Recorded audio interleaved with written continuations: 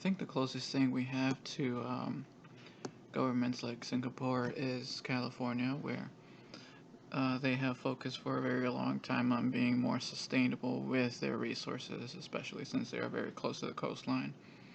They have a lot of research going into um, different bio water types of technologies, and they have been overall as a state been trying to reduce their impact on the environment, creating more programs and also improving on their infrastructure and their libraries and experimenting with ideas in this way.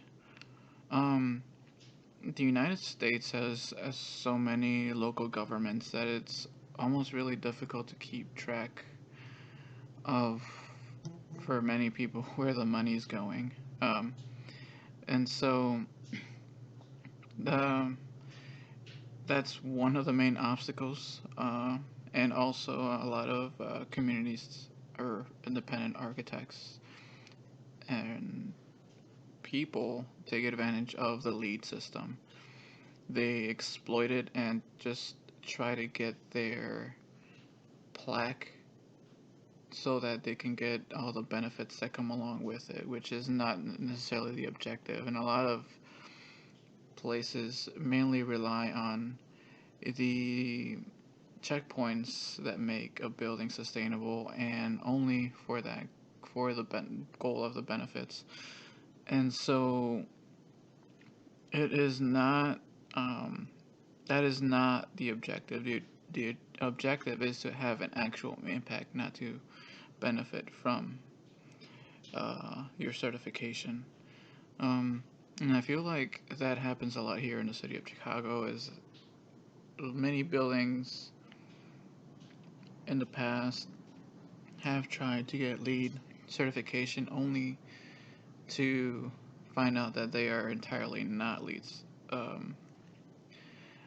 because of how they are going about using their resources makes it very unsustainable, or the combination of things that they are doing makes it less sustainable than even with the checkpoints.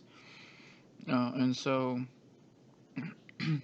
it all has also to do with how and who is doing this and who is more versatile with their education and more uh, forward going in the environment and the people and the community that it serves. Uh, and that's really what it comes down here in the United States. Do we have people that really care about the environment? Do we have communities who understand that their habits are creating some kind of damage? And if they do know, do they care? And that's really what it comes down to. Um, because you have a lot of independent companies that are business as usual, and that doesn't always make for um, great urban fabric. It just creates a lot of single use kind of building types that really don't amount to anything else than just what their impact is having. And people use buildings in their office spaces, they come and go, and then it becomes unsustainable because then there's no foot traffic in the area after business hours. The area becomes dangerous. And so having more diversity in the areas can also help local areas be more sustainable.